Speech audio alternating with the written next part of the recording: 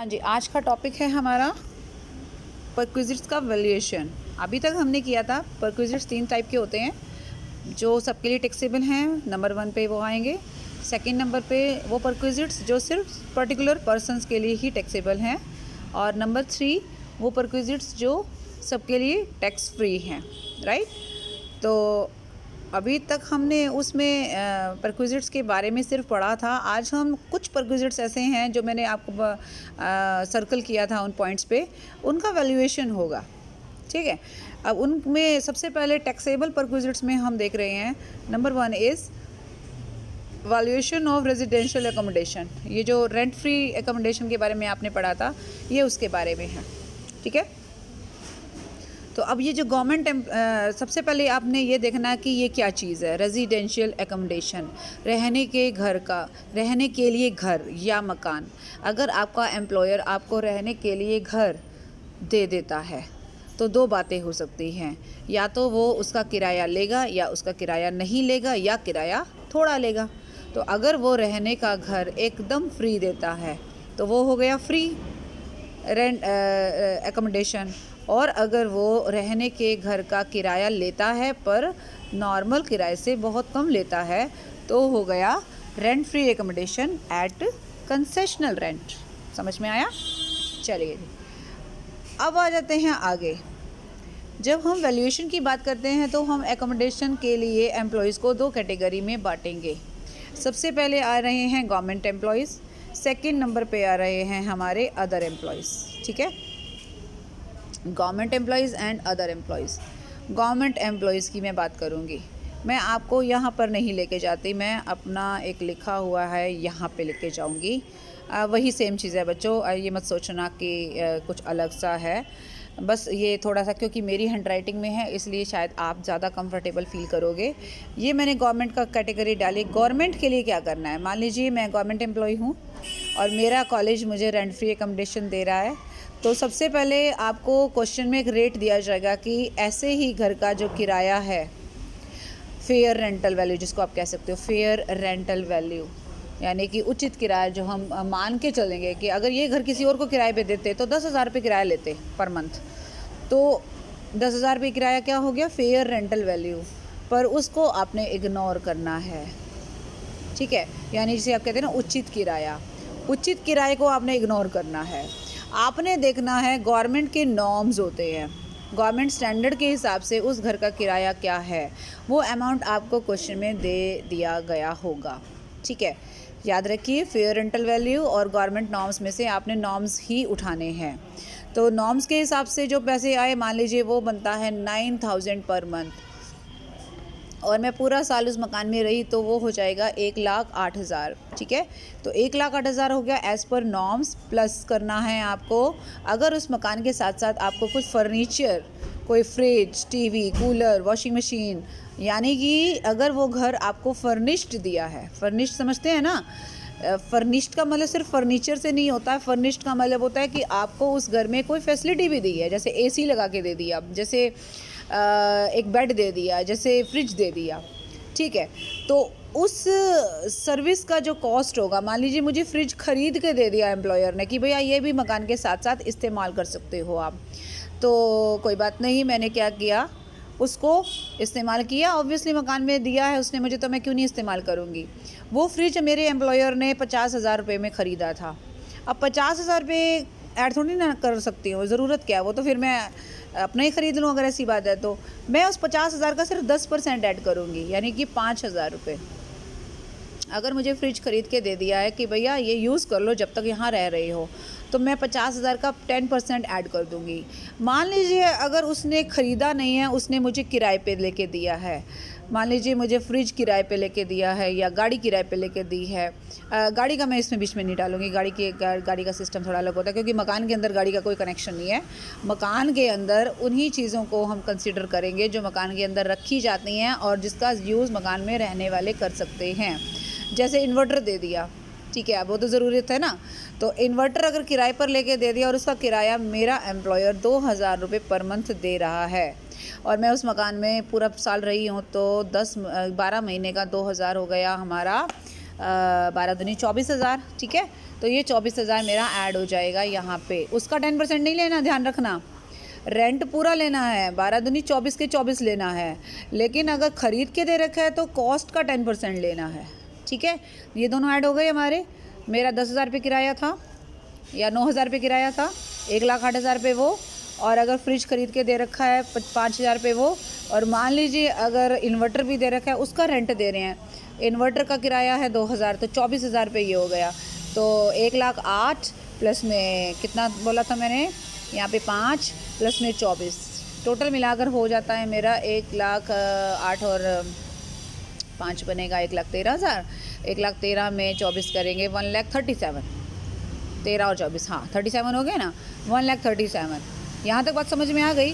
तो गवर्नमेंट के एम्प्लॉई होने के नाते अगर मेरा एम्प्लॉयर मुझे कुछ देता है, कोई मकान किराए पे मतलब किराए से फ्री देता है, तो 1,24,000 रुपये मेरी सैलरी में ऐड हो जाएंगे as valuation of rent free accommodation. अब ये माइनस पेमेंट का क्या मतलब होता है? कई बार ऐसा होता है कि मैं उसको थोड़े पैसे दे भी देती हूँ, चलो मतलब वो मुझे फ्री नहीं देता, कंसेशनल पे देता है। तो मान लीजिए मैं 5,000 पर मंथ ये सारी चीज़ों का दे रही हूँ, तो 12 पंजे 60,000, या मैं उस 1,37,000 में से 60,000 माइनस करके जो बचेगा ना, यानी कि 90 ये बचेगा 77,000, वो मेरी सैलरी में ऐड हो जाएगा। समझ में आया?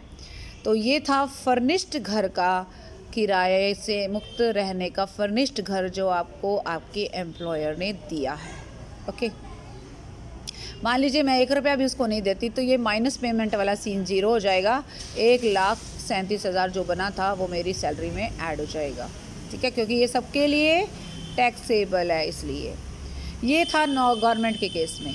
तो मकान 2 टाइप के हो सकते हैं, फर्निश्ड एंड नॉन फर्निश्ड। हो सकता है उसने मेरे को अनफर्निश्ड घर दिया हो। अनफर्निश्ड का मतलब होता है कि सिर्फ घर ही दिया है, उसके साथ कोई फर्नीचर, फ्रिज, टीवी, कूलर कुछ नहीं दिया है। कोई बात नहीं, तो मेरा एज़ पर नॉर्म्स जो भी आएगा वही ऐड हो जाएगा, बाकी कुछ होगा नहीं। ये 10% और ये रेंट ये कुछ ऐड नहीं होगा। हाँ, अगर उसके साथ मैं पेमेंट कुछ कर देती हूँ वो मेरी माइनस हो सकती है। देखो ये चीज़ अलग है प्लस वाली, ये माइनस वाली अलग चीज़ है। लेकिन सबसे ऊपर वाली चीज़ तो रहेगी, वो कहीं नहीं जाएगी, वो तो आपको लिखनी ही लिखनी है। जब कोई आदमी आपको अपने घर में रहने के लिए जगह दे रहा है, अगर वो आपका एम्प्लॉयर है, तो वो सुविधा आपके लिए टैक्सेबल है। तो ऑब्वियसली वो ये देखेंगे कि आप एम्प्लॉय कौन से हो, आप गवर्नमेंट के हो, नॉन गवर्नमेंट के हो। अगर आप गवर्नमेंट के हो तो आपको नॉर्म्स में अमाउंट दे रखा होगा, वही आपने उठाना है। यहाँ तक बात क्लियर हो गई? वापस लेके चलूँ आपको अब वहाँ पे, एक सेकेंड। हाँ, अब देख लीजिए जो मैंने सोचा था। गवर्नमेंट एम्प्लॉइज़ अनफर्निश्ड और फर्निश्ड आ गया। अनफर्निश्ड में amount as per government rule, ठीक है, ये आ गया हमारा। और फर्निश्ड में क्या होगा, अमाउंट जो ए में आपने शो करा वो ऐड करेंगे 10% per annum of the cost of furniture और हायर चार्जेस, वही जो आपने किराए पे दिया है वो ऐड कर दिया, आ गया। अगर आप कोई पेमेंट उसमें से माइनस करते हो यानी देते हो, जो आप पेमेंट पेबल भी हो सकता है, पेड और पेबल दोनों आ सकते हैं, ठीक है। तो जो वो माइनस करोगे तो जो आ जाएगा that is valuation of that premises, तो वैल्यू ऑफ अकोमोडेशन हो जाएगा, वो आपकी सैलरी में ऐड हो जाएगा, ठीक है। गवर्नमेंट एम्प्लॉई किसे बोलेंगे ये ध्यान में रखना। गवर्नमेंट एम्प्लॉई के लिए यहाँ एक नोट दे रखा है, ऐसे एम्प्लॉई जो लोकल अथॉरिटी के हैं, यानी कि यहाँ पे सिर्फ सेंट्रल गवर्नमेंट और स्टेट गवर्नमेंट के एम्प्लॉय लेने हैं बस। बाकी के ये देखो लोकल अथॉरिटी जैसे कि एमसी के होते हैं, म्यूनसिपल कमेटी है, स्टैट्यूटरी कॉरपोरेशन है, जैसे एलआईसी वगैरह, वो स्टैट्यूटरी कॉरपोरेशन में आ जाते हैं। Employee of government on deputation, अगर आप गवर्नमेंट डिपार्टमेंट में डेपुटेशन पे गए हुए हो, अदरवाइज़ आप गवर्नमेंट नहीं हो, या ये लगा लो जैसे आप एलआईसी से किसी गवर्नमेंट डिपार्टमेंट में डेपुटेशन पे गए हुए हो। डेपुटेशन होता है जब आप टेम्परेरीली कहीं जाते हो और उसके बाद वापस अपनी जगह पर लौट आते हो, ठीक है। तो क्या नाम है, उन सबको नॉन गवर्नमेंट एम्प्लॉय कहेंगे। इसका मतलब यहाँ पर गवर्नमेंट एम्प्लॉय का मतलब सिर्फ स्टेट और सेंट्रल गवर्नमेंट से या और कोई नहीं है, ठीक है।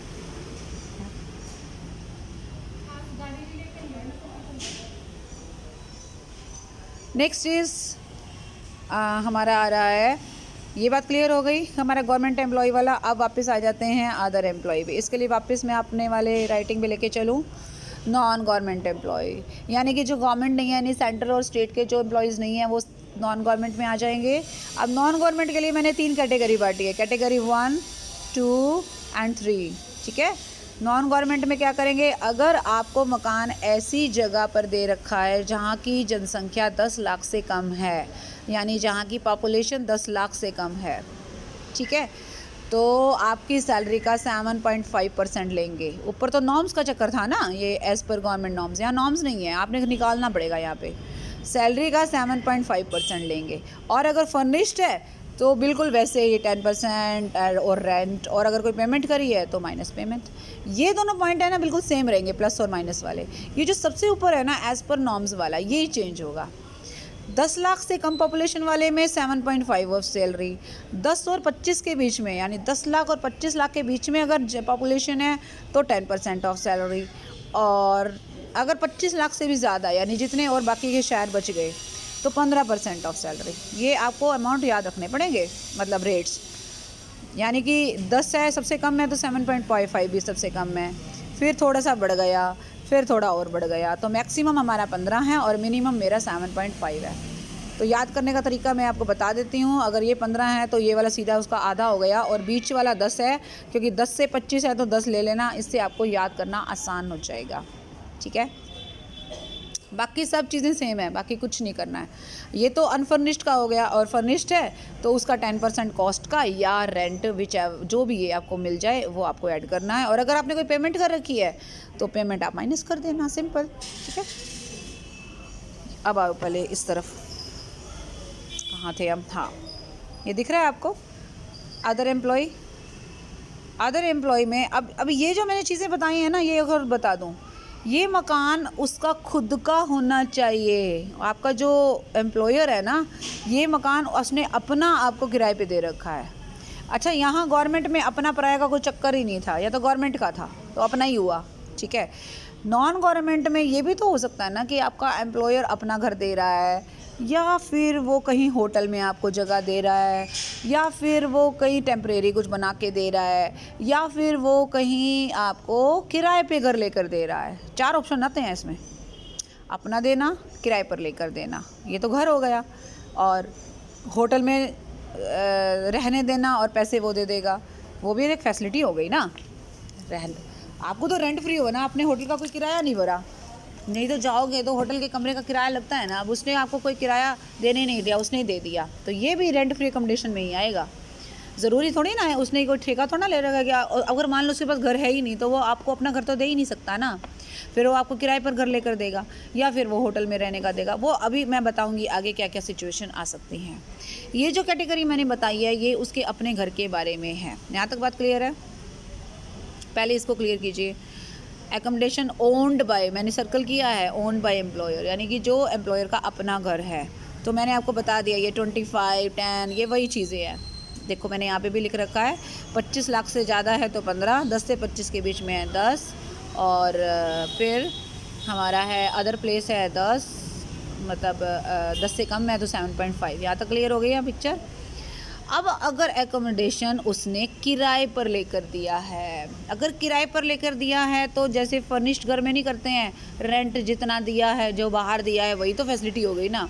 तो उठाइए जो उसने एक्चुअल रेंट दिया है वो, या यहाँ पर 15% ऑफ सैलरी भी लेनी है, जो ऐसे यहाँ पे नहीं लिया आपने, सबसे पहले वाले में लिया। ये देखो आप फर्स्ट में जहाँ 25 लाख से ज़्यादा है आपका, कहाँ गए हम, एक सेकेंड, ये रहा 25 लाख में 15% से ज़्यादा है ना, सॉरी 25 लाख से ज़्यादा जहाँ पॉपुलेशन है वहाँ 15% ऑफ सैलरी है, वो यहाँ पे भी ले सकते हो। जब एकोमोडेशन आप किराए पर लेकर देते हो तो एक्चुअल में जो रेंट दिया है वो, या 15% of salary, which ever is less, दोनों में जो अमाउंट कम होगा वो उठाइए, और बाकी का किस्सा ऐसे कैसे कीजिए। अनफर्निश्ड का ये हो गया, ऐड करना है अगर 10% ऑफ कॉस्ट ऑफ फर्निशिंग अगर कोई है तो, और अगर कोई पेमेंट आपने की है पेड और पेबल वो आपने लेस करनी है। याद रखना पेड और पेबल दोनों आते हैं। कि मान लीजिए मेरा एम्प्लॉयर मुझे कहता है कि भाई वरना ऐसा है, सारा चीज़ मैं फ्री नहीं दे सकता, मैं आपको कंसेशनल रेंट पे दे सकता हूँ, मेरा खर्चा 50,000 आ रहा है, सारा कुछ करने पर तुम मुझे 10,000 दे दो, तो मैं माइनस करूँगी 10,000। और अगर मैं कहती हूँ कि सर अभी नहीं है मेरे पास, मैं बाद में दे दूँगी, तो पेबल हो गया ना 10,000, मैंने देना है तो दिया है या देना है, लेस दोनों करने हैं, दोनों तरीके से करने हैं, ठीक है। ये हो गया हमारा वैल्यू ऑफ कंसेशनल रेंट। तो अगर आप टैक्स फ्री टैक्सेबल परक्विजिट पे जाएंगे तो पहले दोनों पॉइंट यहीं क्लियर हो जाते हैं। एक तो वैल्यू ऑफ फर्निश्ड और नॉन फर्निश्ड हाउस जो आपको बिल्कुल रेंट फ्री है, और दूसरा है वैल्यू ऑफ कंसेशनल रेंट। यहाँ तक बात क्लियर हो गई है। ये इसका चार्ट बना रखा है, ये देखो सारी चीज़ें चार्ट में समझा रखी हैं, आप इस चार्ट को अच्छे से कर लेना, मैंने आपको क्लियर कर दिया एक एक चीज़, राइट। अब चलते हैं आगे। एक छोटा सा एग्जाम्पल है, इस एग्जाम्पल को कर लेते हैं। चलो पहले देखना चाहती हूँ मैं कौन सा करवाऊँ आपको। कोई नहीं, आप हम ये वाला कर लेते हैं। चलिए, एक company has provided residential accommodation, एक कंपनी ने रेजिडेंशियल एकोमोडेशन प्रोवाइड किया है एक एम्प्लॉय को। फ्रॉम द फॉलोइंग इंफॉर्मेशन, आपको बताना है एकोमोडेशन का परक्विजिट क्या है। जैसे सबसे पहले फेयर रेंटल वैल्यू है हाउस की एनुअल कितनी, 70,000। मैंने कहा था इसको भूल जाओ, भूल गए। सैलरी उसकी बनी हुई है कितनी, 6 लाख। अच्छा ठीक है। हाउस जो है वो ऐसी सिटी में सिचुएटेड है जहाँ की पॉपुलेशन 25 लाख से ज़्यादा है, ठीक है। तो जहाँ 25 लाख से ज़्यादा है वहाँ पर क्या बोला था, 15% ऑफ सैलरी। तो 15% ऑफ सैलरी ले लो, ये 6 लाख है, इसका 15%, 15 6 90, ठीक है। तो अभी ये कौन सी, पहले तो ये देखो ना, ये हम कहाँ खड़े हैं, गवर्नमेंट एम्प्लॉय है, नहीं है। गवर्नमेंट एम्प्लॉय, जब गवर्नमेंट वर्ड यूज़ नहीं किया तो इसका मतलब गवर्नमेंट एम्प्लॉय नहीं है, तो हम प्राइवेट हो गए। प्राइवेट मतलब नॉन गवर्नमेंट में आ गए, तो वहाँ क्या देखना है, घर उसका खुद का है या किराए पर लेकर दे रखा है। लेकिन यहाँ से ये पता लग रहा है कि घर उसने किराए पे लेके दे रखा है, क्योंकि उसने रेंटल वैल्यू बता रखी है मुझे। 70,000 वो किराया दे रहा है, लेकिन 15% ऑफ सैलरी बन रहा है मेरा कितना, 90,000। तो विच एवर इज़ लेस, 70 और 90 में से 70,000। एक सेकेंड, उसका सॉल्यूशन आई थिंक यहीं होगा शायद। हाँ ये रहा, 90,000। फेयर रेंटल वैल्यू कितनी है, एक second, why it is not considered, ये गवर्नमेंट मान रहा है भाई इसको। एक सेकेंड, इसने कहीं बताया नहीं है। अगर ये गवर्नमेंट मानता है तो फेयर रेंटल वैल्यू को हटाकर सैलरी का ही आपने 15% लेना है। Okay, just wait.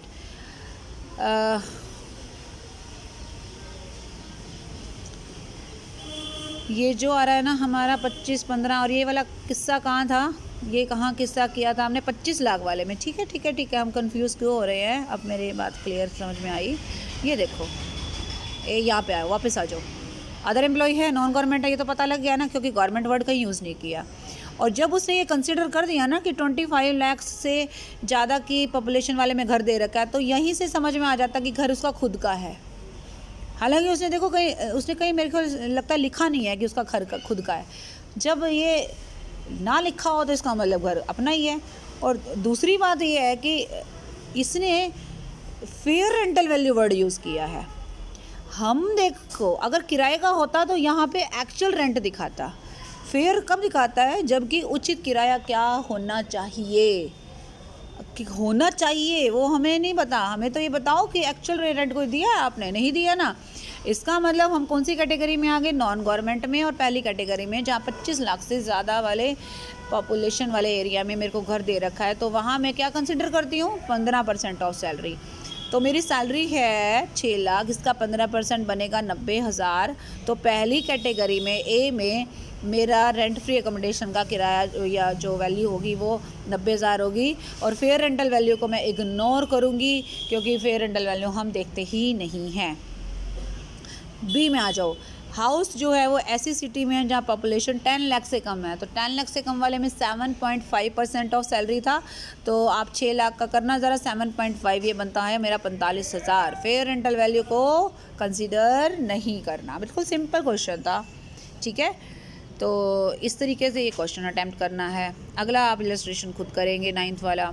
अब आ जाते हैं आगे। ये भी तो 3 चीज़ें अभी हमारी बाकी रह गई। ये क्या चीज़ है, पहला देखो, अगर उसने घर ना तो उसका अपना है, ना उसने किराए पे लेके दिया है, उसने आपको होटल में रहने के लिए जगह दी है। अब ये होटल में हम क्यों रहेंगे, सारी ज़िंदगी तो होटल में नहीं देगा ना वो। ये कब देगा, जब मान लीजिए मेरी ट्रांसफ़र यहाँ से अम्बाला हो जाए, मेरी ट्रांसफ़र यहाँ से पंचकुला हो जाए और वहाँ मैं सारा तामझाम लेके जाऊँ और एकदम मेरे को घर नहीं मिलेगा, तो मुझे वहाँ पे कुछ दिन किराए पर रह के लेके देगा। यहाँ पर गवर्नमेंट नॉन गवर्नमेंट दोनों आ जाते हैं, यानी होटल में रहने के लिए नॉन गवर्नमेंट और मतलब सारे एम्प्लॉयज़ लेने हैं, यहाँ पे कोई फ़र्क नहीं रखना। उसके बाद ये ट्रांसफ़र के चक्कर में आप एक जगह से from one place to another place जा रही हो, ठीक है, तो वहाँ पर क्या करना है, अगर आपको होटल में 15 दिन तक रहने का देता है तो उसकी वैल्यू नील मानी जाएगी, यानी टैक्स फ्री हो गया एक तरह से। अगर 15 दिन आपको होटल में रहने के लिए देता है ना, तो उसका वैल्यू ऑफ परक्विजिट नील हो जाएगा, लेस देन 15, ठीक है। 15 दिन से जितना ज़्यादा नहीं, 15 दिन से ज़्यादा होते ही, अब जाए मान लो आपको इस क्वेश्चन में 25 दिन था, तो अब ये ना करना कि 25 में से 15 आ गए, 15 तो फ्री हो गए और 10 का करेंगे, नहीं, फिर 25 के 25 का ही करेंगे कैलकुलेशन, फिर तो 25 ही टैक्सेबल हो गया, ठीक है। तो आपने क्या करना है, अब हमने क्या करना है, अगर 15 दिन से ज़्यादा होगा तो जितने दिन आप होटल में रहे, मान लीजिए मैं 25 दिन रही और मेरी सैलरी है 6,000 पर मंथ, तो साल की हो गई 72,000, बट ये तो साल की सैलरी है, मेरी एक दिन की सैलरी निकालो तो मैं 72,000 को 365 से डिवाइड करूँगी और फिर मैं जितने दिन होटल में रही, कितने दिन रही होटल में, 25 दिन रही, तो मैं उतनी सैलरी को एक दिन की सैलरी को 25 से मल्टीप्लाई करके वो मेरी टोटल सैलरी आ जाएगी, ठीक है, उसका 24% लूँगी। फिर से बता रही हूँ क्या करना है, अगर 15 दिन तक आप होटल में रहे हो तो नील, 15 दिन से ज़्यादा रहे हो तो कैलकुलेशन करनी है, क्या करनी है ध्यान रखना, आपको इस क्वेश्चन में ही समझा देती हूँ, वो ज़्यादा अच्छा रहेगा। कोलकाता में अपॉइंटमेंट हुई उसकी, वो एक होटल में रहा 25 दिन के लिए और उसके बाद वो एक घर में शिफ्ट हो गया, प्रोवाइडेड बाय हिज एम्प्लॉयर, उसके एम्प्लॉयर ने दे दिया, ठीक है। From the following information determine the taxable value of perquisite stay in hotel. Hotel में रहने का जो है ना उसका बताइए आप बस मुझे। सबसे पहले रूम का रेंट जो होटल में 1,000 पर डे का है, कितने दिन रहा है होटल में, 25, तो एक्चुअल रेंट उसने कितना दिया, 25,000 दिया, ठीक है, ये लिख लिया मैंने 25,000, 25 और मल्टीप्लाई बाय 1000 हो गया। अच्छा, अब सैलरी उसकी कितनी है, उसकी सैलरी है, वो कहता है salary for valuation of accommodation जो है ड्यूरिंग द प्रीवियस ईयर पूरे साल की 7,30,000 है, पूरे साल की 7,30,000 है, तो मेरे एक दिन की सैलरी निकालना ज़रा, 7,30,000 बाई 365 आ जाएगी और 25 दिन की निकालूंगी तो मल्टीप्लाई बाय 25, ये अमाउंट समझ में आ गया आपको। फिर से 7,30,000 साल की सैलरी, 365 डेज़ के हिसाब से एक दिन की सैलरी और 25 दिन क्योंकि होटल में रहा है तो 25 दिन की सैलरी निकाल ली। अब इस अमाउंट का कंपैरिजन मैं इस अमाउंट का नहीं, सॉरी, ये अमाउंट जो निकालूंगी ना वो अमाउंट मेरा निकल के आ रहा है, मैं आपको बता ही देती हूँ, यहाँ पे आ रहा है ये निकालना मेरे को, मैंने एक्चुअली यहाँ पे अमाउंट लिखा नहीं है, जितना भी अमाउंट आएगा ना उसका 24% करना, ये देखो 24 लिखा हुआ है, 24% ऑफ पर डे की सैलरी, 25 दिन की सैलरी का 24% करना है, उसका कंपैरिजन करना है मुझे होटल के एक्चुअल रेंट से, क्योंकि होटल तो मेरे उसके अंकल का तो है नहीं कि वो रेंट नहीं लेगा, है कि नहीं, अभी उसने घर किराए पर लेकर दिया था तो रेंट दिया था ना, तो होटल में तो पर डे का लगता है, राइट, इसलिए पर डे का 25,000 निकाल लिया, मतलब 25 दिन का निकाल लिया, उसका कंपैरिजन किया मैंने, उसकी 25 दिन की सैलरी का 24% किया, उसके साथ कंपैरिजन किया, विच एवर इज़ लेस आएगा ना, और लेस आएगा, ये लगा लो कि ये बना है मेरा 12,000, यानी कि 24% ऑफ दिस अमाउंट इज़ 12,000 और होटल का रेंट आया 25,000, दोनों में कम कौन सा है, 12,000,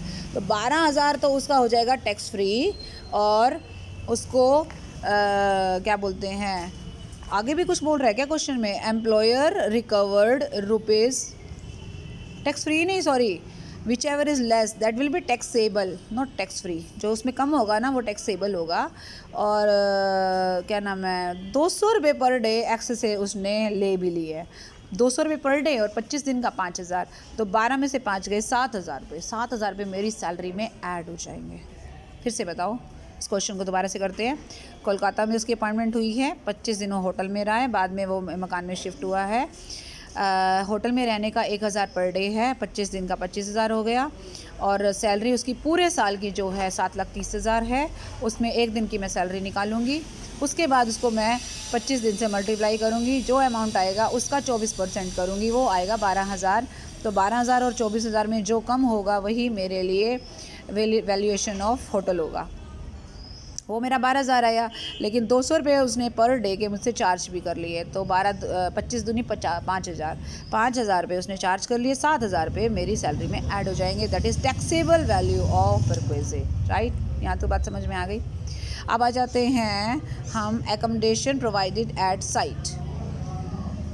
एकोमोडेशन प्रोवाइडेड एट साइट का मतलब होता है जैसे माइंस वगैरह में लोग काम करते हैं, या कोई प्रोजेक्ट चल रहा है वहाँ के लिए, या कोई प्लांट की कोई एस्टेब्लिशमेंट है उसके लिए। मैंने सारा कुछ यहाँ पे वो कर दिया है, हाईलाइट कर दिया है। जैसे कोई प्रोजेक्ट का कोई साइट है, साइट का मतलब जगह से है, कोई डैम बन रहा है उसकी साइट पे लोग काम कर रहे हैं, पावर जनरेशन कोई साइट है, माइनिंग साइट है, वहाँ पर अगर आपको कोई टेम्परेरी नेचर का जिसका एरिया 800 स्क्वायर फीट से कम हो, ये दिखा हुआ है, ठीक है, और जो म्यूनिसिपल कमेटी की जो बाउंड्रीज होती हैं ना, उसके कम से कम 8 किलोमीटर की दूरी पे उसका साइट हो, मतलब साइट नगर पालिका की सीमा के कम से कम 8 किलोमीटर दूरी पर हो।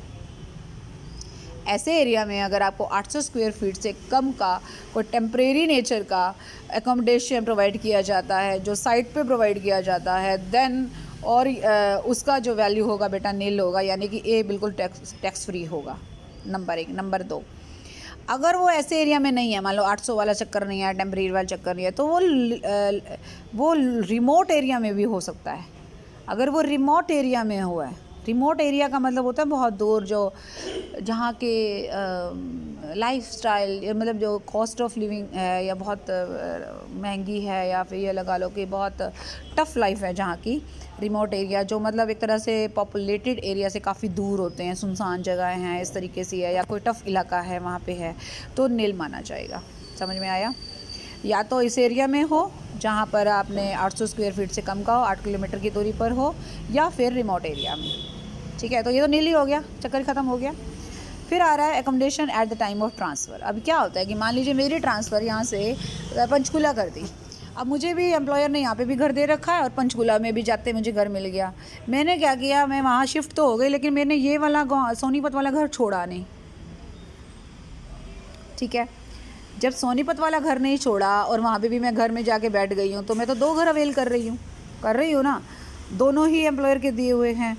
तो ये लगा लो कि दोनों की वैल्यूएशन करूँगी, और जो दोनों में कम वैल्यू का बनेगा ना, उसका मेरे को टैक्सेबल टैक्स लग जाएगा, लेकिन सिर्फ 90 दिन तक। फिर से बता रही हूँ, यहाँ जो घर मुझे एम्प्लॉयर ने दे रखा है उसका वैल्यूएशन किया, जैसे हम लोग कर रहे थे अभी। फिर जो मुझे पंचकूला घर मिला उसका वैल्यूएशन किया, जैसे हम कर रहे थे।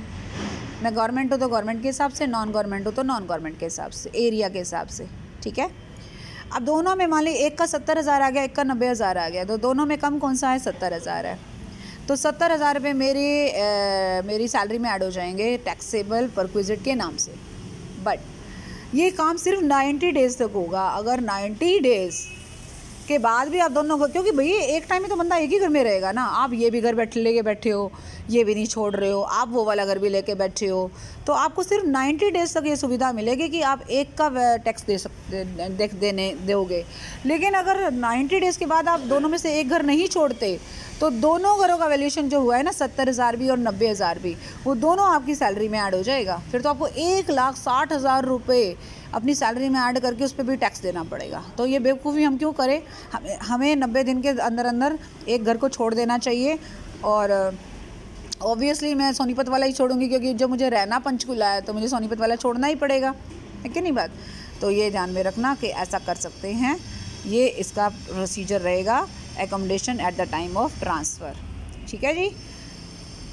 अब ये सारी चीज़ें आपने देखी, इसमें अब आपके कुछ एक्सप्लेनेशन है। एकोमोडेशन का मतलब रहने का घर, house, flat, farmhouse, hotel में होटल है, मोटल है। होटल और मोटल में ये डिफरेंस होता है कि एक जगह आप सिर्फ खाना खा सकते हो और एक जगह आप खाना भी खा सकते हो और रह भी सकते हो। सर्विस अपार्टमेंट और गेस्ट हाउस, कारवां मतलब वो जो मोबाइल वैन्स टाइप की होती हैं, आपने कई बार इंग्लिश मूवीज़ में भी देखा होगा इस तरीके के, जो कारवां बोलते हैं उसको, मतलब वो मोबाइल, मतलब वो एक तरह से चलते हुए होते हैं, मतलब वो एक परमानेंट टाइप के नहीं होते हैं घर, ठीक है। मोबाइल होम, हाँ मोबाइल होम आ गया ना, जस्ट लाइक दोनों का थोड़ा थोड़ा मतलब सेम सा ही टच है। और उसके अलावा शिप और जो भी है, तो ये फ्लोटिंग नेचर के भी हो सकते हैं। ये नहीं है कि एक पर्टिकुलर स्ट्रक्चर का घर ही आपको दिया है, फ्लोटिंग नेचर में भी आपको घर मिल सकता है। होटल हो गया। रिमोट एरिया में, रिमोट एरिया की जहाँ बात कर रहे थे ना, तो वो कह रहा था कि आप 40 किलोमीटर कम से कम दूरी पे हो और इससे अपने इससे जो भी शहरों से, और वहाँ की जो पॉपुलेशन है वो 20,000 से ज़्यादा नहीं है। मतलब ऐसे एरिया में बैठे हो जो नॉर्मल पॉपुलेटेड एरिया से 40 किलोमीटर की दूरी पर हैं और 20,000 से कम वहाँ की पॉपुलेशन है रिमोट एरिया की, ठीक है। चलिए, अब आ जाता है सैलरी का मतलब क्या है। तो आप सोचो कि सैलरी का मतलब तो सैलरी है। अभी हमने सैलरी का वो 24% वो जो सब किया था, लेकिन आपको बता दूं सैलरी का मतलब आपको मैं यहाँ पे लेके चलूँगी। सैलरी का मतलब बेटा बेसिक सैलरी प्लस में डीए, अगर सेवा की शर्तों के अनुसार है तो। ये क्वेश्चन में आपको बता दिया जाएगा। तो मैं इफ़ वर्ड लगा, जहाँ पे भी लगाऊँ तो समझ लेना इफ़ का मतलब होता है if under the terms of employment है, ठीक है। तो जमा करनी है, ऐड करनी है, plus bonus plus commission plus सारे टैक्सेबल अलाउंसेस, प्लस सारे टैक्सेबल अलाउंसेस, ये सारे ऐड करोगे। और इसके अलावा इसमें कुछ भी ऐड नहीं करना, और कोई प्रोविडेंट फंड नहीं, कोई आरपीएफ नहीं, कोई अप्रूव्ड सुपरएनुएशन फंड नहीं, कोई पेंशन नहीं, नथिंग। ये जो बनेगा ना वही हमारी सैलरी होगी। ये वाली सैलरी कहाँ गई, ये वाली सैलरी, ठीक है। इसने इस तरीके से समझाया, मैंने आपको सिंपल तरीके से समझा दिया। मतलब इसमें ये चीज़ें ऐड नहीं होंगी बेटा। एक तो डियरनेस अलाउंस अगर सेवा की शर्तों के अनुसार नहीं है वो नहीं ऐड होगा, बाकी सारी चीज़ें मैंने आपको बता दी है। उसके हिसाब से अब ये वाला एक क्वेश्चन करेंगे। आप 11th करो या 12th करो, जैसे मैं 12th पे ले जाती हूँ आपको। ये जो सैलरी वाला पॉइंट समझाया ना, इसके लिए पॉइंट नंबर 12 पे, इलस्ट्रेशन नंबर 12 पे आ जाए। कह रहा है compute the salary from the following information for valuing the perquisites of residential accommodation. Rent free accommodation के वैल्यूएशन के लिए जो सैलरी का मतलब होता है वो समझाओ। क्या क्या जुड़ेगा, बेसिक पे जुड़ेगी, dearness allowance not as per terms of employment नहीं जुड़ेगा ना, एंटरटेनमेंट अलाउंस बिल्कुल जुड़ेगा क्योंकि ये टैक्सेबल अलाउंस होता है, बोनस जुड़ेगा, कमीशन जुड़ेगा, बाकी प्रीमियम पेड और लाइफ इंश्योरेंस नहीं जुड़ेगा, एम्प्लॉयज़ कॉन्ट्री ये नहीं जुड़ेगा, कन्वेंस अलाउंस अगर टैक्सेबल है तो जुड़ेगा, spend for performing official duty, convince allowance जो आपकी ड्यूटी के लिए दिया गया सारा खर्च कर दिया, कोई बचाया नहीं आपने तो नहीं जुड़ेगा। Employ provident the facility of sweeper facility है, परक्विजिट है, नहीं जुड़ेगा। एम्प्लॉय अपॉइंटेड ए गार्डनर और उसकी सैलरी एम्प्लॉयर ने पे कर दी, नहीं जुड़ेगा, ये भी फैसिलिटी है। इलेक्ट्रिसिटी बिल पे कर दिए और इंटरेस्ट फ्री लोन दे दिया, अरे ये सारी चीज़ें पर्क्स में आती हैं, अलाउंसेस में नहीं आती हैं। हमने सिर्फ टैक्सेबल अलाउंस जोड़ने हैं, ठीक है। तो इसके हिसाब से मेरा सिर्फ एक ये 2-3 पॉइंट जुड़ेंगे, पहला, दूसरा नहीं जुड़ेगा, तीसरा, चौथा, पाँचवा, बस। तो ये सैलरी आपकी जो बनेगी ना उसका ही हमने कभी 10%, कभी 7.5, कभी 15% करना है। तो ये आज का हमारा टॉपिक था जिसमें हमने क्या समझा कि रेंट फ्री एकोमोडेशन का वैल्यूएशन कैसे करते हैं। वो सबसे बड़ा पॉइंट यही था, बाकी सब छोटे छोटे हैं। आप मेन यही था। और एक कार का है, कार की फैसिलिटी भी मेन है, एक कार और एक घर, इन दोनों का वैल्यूएशन सबसे बड़ा है, बाकी सब छोटे हैं। तो आज का काम आपका यही है कि आपको इसको अच्छे से करना है और इससे रिलेटेड भी जो भी इलस्ट्रेशन छूट रहे हैं वो करने हैं और पीछे के क्वेश्चन भी साथ साथ आपको करने हैं, ठीक है। और प्रॉब्लम मेरे साथ साइड बाय साइड लेनी है। Okay, bye bye and take care.